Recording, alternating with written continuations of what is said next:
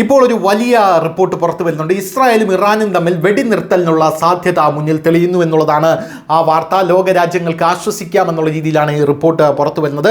നയതന്ത്ര ശ്രമങ്ങൾ ഇപ്പോൾ വർദ്ധിച്ചിരിക്കുന്നു ഈ രണ്ട് രാജ്യങ്ങളും തമ്മിലുള്ള സംഘർഷം അവസാനിപ്പിക്കാൻ. കാരണം രണ്ട് രാജ്യങ്ങളും എണ്ണ ശുദ്ധീകരണശാല, സംഭരണശാലകൾ എന്നിവ ലക്ഷ്യം വയ്ക്കുന്നത് കൊണ്ട് തന്നെ വലിയ രീതിയിൽ ലോകരാജ്യങ്ങളുടെ സാമ്പത്തികമായിട്ടുള്ള അരക്ഷിതാവസ്ഥ ലോകം മുഴുവൻ ഉണ്ടാകും എന്നുള്ളത് കൊണ്ട് തന്നെയാണ് ഇപ്പോൾ അത്തരത്തിലൊരു റിപ്പോർട്ടിലേക്ക് പോകുന്നത്. ഇസ്രായേൽ ആക്രമണങ്ങൾ നിർത്തിയാൽ പ്രതികാര നടപടികൾ ഇറാൻ നിർത്തുമെന്ന് ഇറാൻ്റെ ഉന്നത നയതന്ത്രജ്ഞൻ വ്യക്തമായി സൂചിപ്പിച്ചിരിക്കുന്നു. അതിനാൽ ഇറാനും ഇസ്രായേലും തമ്മിൽ വെടിനിർത്തലിന് സാധ്യതയുണ്ട്. അതേസമയം വാഷിംഗ്ടണുമായി ആണവ ചർച്ചകൾ പുനരാരംഭിക്കുന്നതിനും ഇസ്രായേൽ ആക്രമണങ്ങൾ തടയുന്നതിനും ഇറാൻ ഒമാനോടും ഖത്തറിനോടും മധ്യസ്ഥത വഹിക്കാൻ ആവശ്യപ്പെട്ടതായി ദി ജെറുസലേം പോസ്റ്റ് റിപ്പോർട്ട് ചെയ്യുന്നുമുണ്ട്.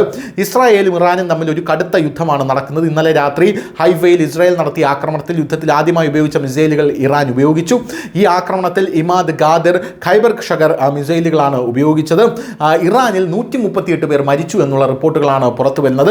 ഇറാനും ഇസ്രായേലും തമ്മിലുള്ള യുദ്ധം 3 ദിവസമായി തുടരുകയാണ്. ഇന്നലെ രാത്രി ഇരു രാജ്യങ്ങളും പരസ്പരം തങ്ങളുടെ ആണവ കേന്ദ്രങ്ങളും അല്ലെങ്കിൽ പരസ്പരം തങ്ങളുടെ എണ്ണ സംഭരണശാലകളും എല്ലാം തന്നെ ലക്ഷ്യമിട്ടു. ഇറാനിലെ ലോകത്തിലെ ഏറ്റവും വലിയ വാതക ഫീൽഡ് സൈറ്റിനെ ഇസ്രായേൽ ആക്രമിച്ചു. ഇസ്രായേലിൻ്റെ ആക്രമണത്തെ തുടർന്ന് ഇറാനിലെ വാതക ഫീൽഡ് സൈറ്റിലുണ്ടായ തീപിടുത്തത്തെ തുടർന്ന് ഉൽപ്പാദനം നിർത്തിവെക്കുന്ന ഒരു സാഹചര്യമുണ്ടായി. ആണവ നിലയം ഉൾപ്പെടെ നിരവധി കേന്ദ്രങ്ങൾ ഇസ്രായേൽ ആക്രമിച്ചിട്ടുണ്ടെന്ന് റിപ്പോർട്ടുകൾ പുറത്തു വന്നു.